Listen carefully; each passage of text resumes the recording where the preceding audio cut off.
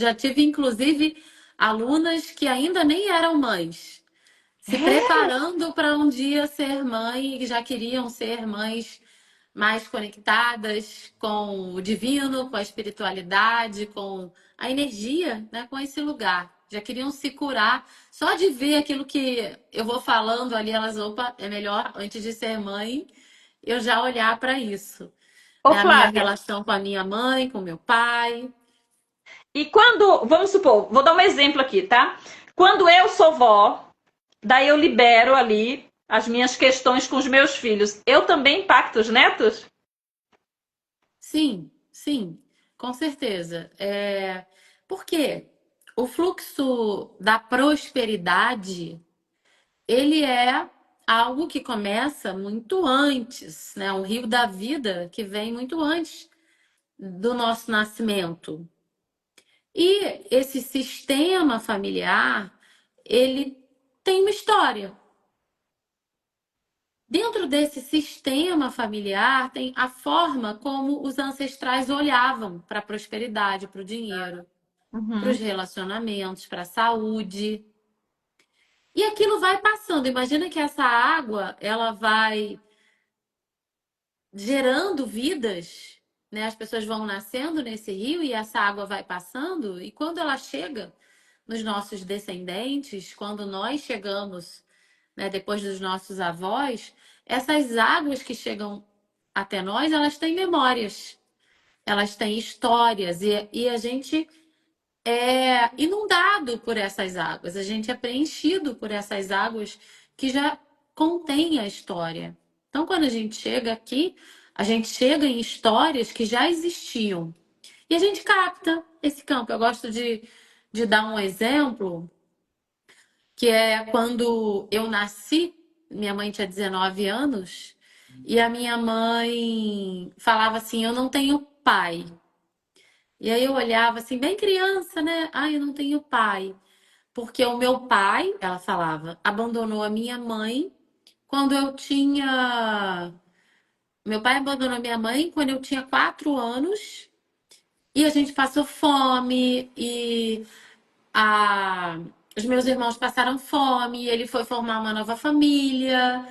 Então, eu não tenho pai, ou seja, ela estava excluindo o pai dela, que tinha feito mal para ela como filha, mas para a mãe dela como homem. Automaticamente eu entrei naquela história e falei, tadinha da minha mãe, ela não tem pai, né? Já entra numa inversão de ter pena da mãe, já troca ali a hierarquia, já impeço o fluxo de atuar na minha vida. Quando eu vou falar desse movimento já já. E aí, quando eu olho para isso, minha mãe não tem pai, tadinha. Aquele homem é mau. Eu também não tenho avô. E aí eu tô tomando as dores de quem? Da minha avó. Eu tô tomando as dores da minha mãe. Eu tô tomando as dores das mulheres em geral, quando eu trago crenças de que os homens não prestam, os homens abandonam, né? Os homens maltratam. E aí eu vou para minha vida com aquela visão e esqueço que a minha vida vem desse avô também. Então, sim, quando eu me curo disso, eu não vou falar isso para minha filha.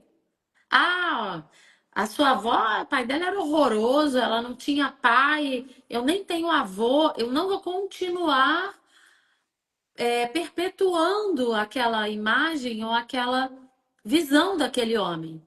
Quando eu dou um lugar para ele no sistema familiar, foi até numa constelação sobre prosperidade que eu fiz que a imagem dele apareceu e eu precisei prestar uma reverência porque eu só estou viva porque ele existiu. Eu carrego o sobrenome dele. Como assim eu posso excluir?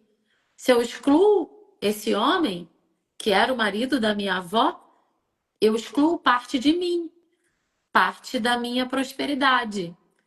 E aí, se eu resolvo isso em mim, eu não perpetuo isso para minha filha. E deixa eu só te fazer uma pergunta que eu vejo as pessoas falando, né? Ah, isso é energético, né? Porque as pessoas falam assim: não, não, eu não tenho pai, eu já vi muito isso, né? Não, eu não tenho pai, ele não é parte de mim, coisa nenhuma, ele não é parte de mim. A pessoa nega, nega, nega. Então, tipo assim, não importa o quanto ela verbalize, não é, Flávia? Isso existe nela, ela não tem como negar, não é isso? Não, não importa, não tem como. Metade pai, metade mãe. Uma pessoa sempre é metade pai, metade mãe. E é o que eu falo para as mães. Se você exclui o pai do seu filho, metade dele sente. Inconscientemente, metade dele se sente rejeitado. E Metade dele muitas é vezes. punido, não é isso? Oi? Metade dessa criança ou desse filho também é punido. Você está tentando punir o pai, mas você está Sim. punindo metade do seu filho, não é isso? E acontece muitas vezes da mãe dar tudo, prover tudo, se sacrificar, ser uma mãe maravilhosa para aquele filho, e quando ele vai chegando ali na adolescência, ele vai embora para casa do pai.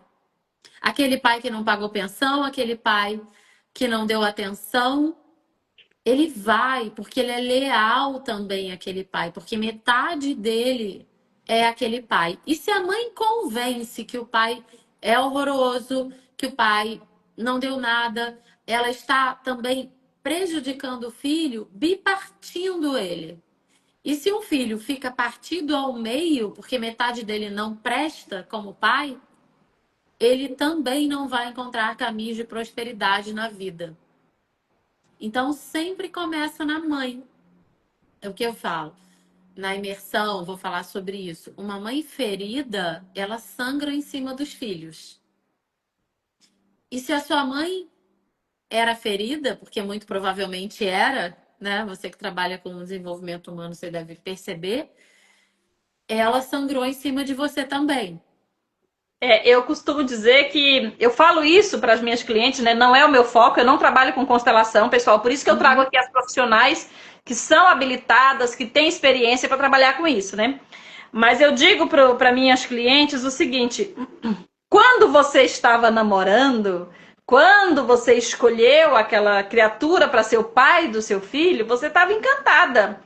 Então, não é porque hoje ele não paga pensão, não é porque hoje ele construiu uma outra família, hoje é menos, né? Antigamente era mais, né, Flávia? Antigamente, que eu digo assim, gente, 40, 50 anos atrás, era muito comum um homem constituir uma nova família e ele simplesmente esquecia aquela família antiga, né? Seguia o rumo. Hoje não, hoje a gente tem uma sociedade que está se organizando graças aos conhecimentos que a gente tem na internet, né? E é por isso que eu peço para você, por favor, compartilha com mais pessoas, manda, porque a gente está aqui dedicando o nosso tempo para que outras pessoas, para que mães, mulheres que convivem com você.